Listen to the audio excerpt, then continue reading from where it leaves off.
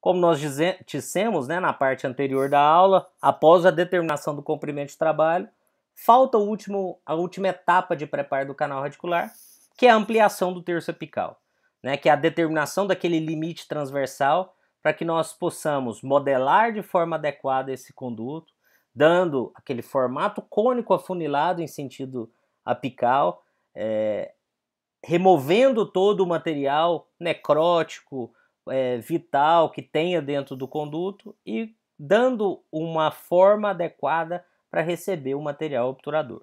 Né? Então nós vamos agora para a última etapa do preparo do canal radicular, que é o preparo do terço cervical.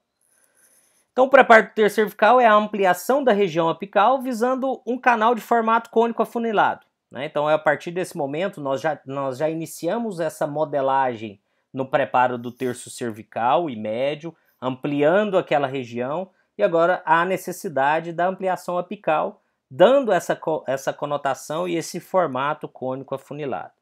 Né? Um outro objetivo nosso é a formação do batente. Então são expressões ou termos que vocês vão escutar muito, né? Que é a formação do batente apical, que é aquele apoio que nós vamos ter a partir do momento que eu amplio num comprimento adequado, eu formo, né, como se fosse uma barreira, né, ou um apoio para o material obturador. Né? Então, a partir do momento que eu tenho a ampliação com os instrumentos, nós vamos ter ali a formação desse apoio, desse batente, para que o material obturador, né, não vá para a região apical e você tenha ali essa segurança de manter o material obturador do canal radicular dentro do canal radicular e não na região de ligamento periodontal. Por isso é importante também uma ampliação dessa região com instrumentos de maior calibre, como nós vamos discutir posteriormente com vocês. Ok?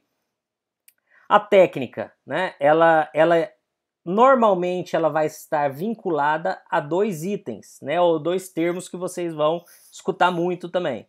Que primeiro é o diâmetro anatômico. O que é esse diâmetro anatômico? É o diâmetro da região apical natural daquele dente. Né? Então, se eu pegar, por exemplo, o incisivo central superior, normalmente ele tem um diâmetro anatômico maior do que um incisivo inferior, porque são canais mais calibrosos, com raízes mais calibrosas.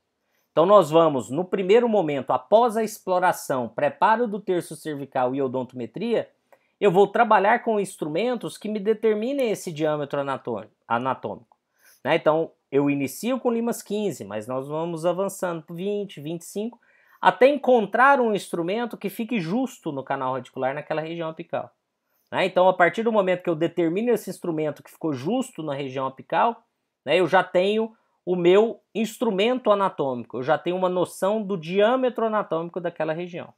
Tá? Então, nós vamos fazendo essas tentativas com instrumentos manuais até estabelecer, né, o meu diâmetro anatômico, que vai ser referente ao instrumento que apresenta-se justo às paredes do canal a partir do momento que eu determino a minha odontometria. A partir do momento em que eu tenho o meu comprimento de trabalho definitivo estabelecido. Ok? Dessa medida, normalmente trabalhamos de 3 a 4 instrumentos para uma melhor limpeza. É claro que essa avaliação é individualizada para cada um dos grupos dentários, para cada um dos dentes que vocês forem preparar. Porque nós vamos avaliar, além do diâmetro anatômico, se há um grau de curvatura leve, moderado ou severo, ou se há algum tipo de dificuldade de acesso àquela região apical, ok? Mas normalmente avança-se de 3 a 4 instrumentos.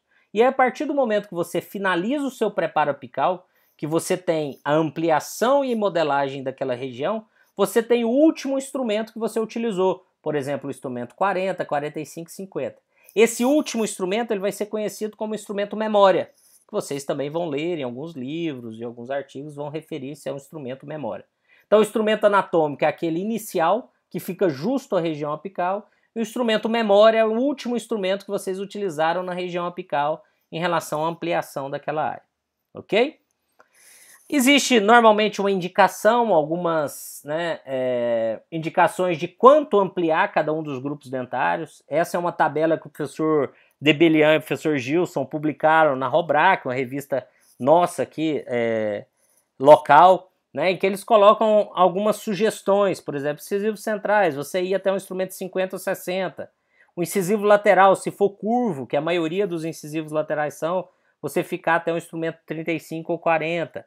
Canino avança para 50 ou 60, enfim, sugestões. Essa análise ela é individualizada, nós temos que avaliar a anatomia daquele dente, se há ou não um grau de curvatura, se a raiz é delgada ou ela é calibrosa, para que você determine realmente até qual instrumento você consegue preparar. Mas essa é uma tabela bem interessante que ela traz uma base para a maior parte dos grupos dentários e dos casos que vocês irão tratar. Né? Então, se eu tenho um dente uniradicular e raiz calibrosa, eu avanço até um instrumento 50 ou 60. Se eu tenho um canal que tem curvatura ou raiz mais delgada, nós vamos parar entre as limas 35 ou 40, ok? E como que nós vamos realizar esses preparos? Essa vai ser a discussão que nós vamos fazer no próximo módulo, né? Que a gente colocou lá a técnica de preparo, mas que vai estar vinculada aos instrumentos. A maneira mais usual, ou que a endodontia trabalha, né, há décadas, é com instrumento de aço inoxidável. É com essa lima chamada de lima manual, mas que é um instrumento fabricado a partir de liga de aço inoxidável. Né? Então é um instrumento metálico fabricado a partir dessa liga. Nós vamos discutir detalhes deles no próximo módulo, mas são instrumentos em que tem uma variação, né, de comprimento, e quando eu digo comprimento, é comprimento do próprio instrumento.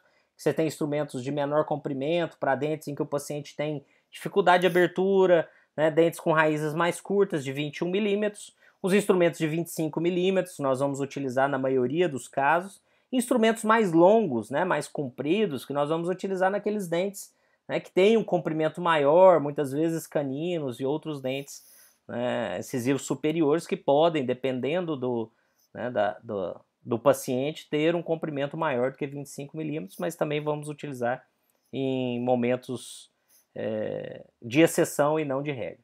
Né? Nós vamos discutir também sobre a cor desses instrumentos, o diâmetro, o que é o diâmetro apical, né? O que é o taper, o tipo de instrumento. Então nós temos instrumentos tipo K, tipo Flex, tipo Redstone, e isso tudo nós vamos trabalhar com vocês no próximo módulo. E o outro instrumento, né, que tem sido utilizado, e esse nós temos utilizado mais para o alargamento do canal radicular, após a determinação da odontometria, após atingir o comprimento de trabalho, essa ampliação, principalmente de canais curvos, tem sido utilizado com esses instrumentos, que são os instrumentos de níquel-titânio, né, que têm características especiais e próprias. Eles têm características diferentes, não só pela liga, mas também características dos instrumentos diferentes dos instrumentos de aço inoxidável.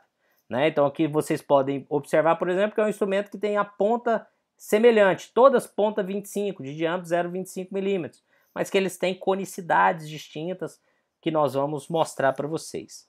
O que difere os dois, principalmente em relação a características? O movimento que nós vamos utilizar. Né? Então, os instrumentos de aço inoxidável, eles são instrumentos trabalhados, né, sem o motor, sem a rotação promovida pelo motor, pelo contraângulo redutor. Então, nós vamos trabalhar um segundo movimento. Nós mostramos para vocês o movimento de cateterismo, e agora nós vamos trabalhar o movimento de tração e viés, que eu vou explorar mais no próximo módulo. Né? Então é o movimento em que você lima as paredes do canal. Por isso são chamados de limas. São instrumentos que não cortam quando eles entram no conduto, mas quando eles saem. Né? Então esse é o movimento de limagem, que você raspa as paredes do canal radicular de uma maneira manual, né? Sem utilização da rotação motorizada, mecanizada, e por isso são os chamados instrumentos manuais. E os outros instrumentos de níquel-titânio, pelas características da liga, né, puderam ser utilizados em motores em rotação. Então são movimentos distintos, vejam lá. Você utiliza no contraângulo e você tem uma segurança maior, né, na manutenção de forma, são instrumentos mais flexíveis, mas, como eu já disse, né, não é o objetivo desse módulo, mas o objetivo do próximo módulo. Todos esses utilizados para ampliação apical, né, no momento em que eu quero dar forma ao canal, eu posso lançar mão de instrumentos tanto de aço inoxidável, que eu vou ter um movimento de uso diferente daqueles de níquel-titânio que vão ser utilizados em rotação mecanizada, em rotação mecanizada, ok? Como o professor Júlio já falou, né, todo esse material, ou grande parte desse material, está lá disponível no nosso site, no endossais.com.br. Então, aproveitem, usem, tirem as dúvidas, né, busquem essa informação que nós tentamos disponibilizar para vocês da melhor maneira possível sempre, ok? Nosso objetivo desse módulo, então, era trabalhar com vocês os princípios de preparo e o passo a passo da técnica. No próximo módulo, nós vamos discorrer e detalhar com vocês as ferramentas que nós temos para ampliação desse canal radicular, principalmente diferenciando os instrumentos de aço inoxidável, instrumentos de níquel titânio e como utilizar cada um deles.